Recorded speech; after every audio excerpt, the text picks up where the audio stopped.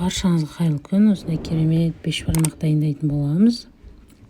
Өте дәмді, өте тез дайындалады. Ол үшін бізге осындай жайма қажет болады. Кеме емес, любой басқа жайма алуыңызға болады. Және шұжық қағаз алдым. Осындай екеуін алдым, аз болады деп. Сіз біреуін де алуыңызға болады.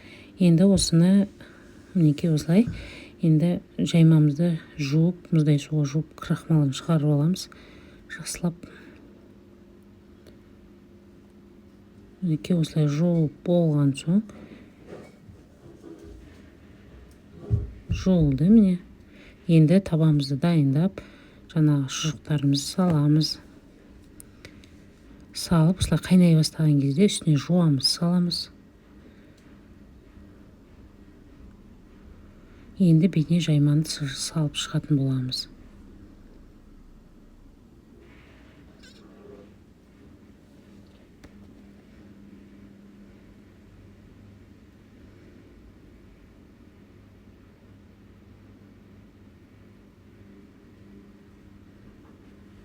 Мінекей осылай салып шықтық. Енді үстіне ыстық суды құямыз.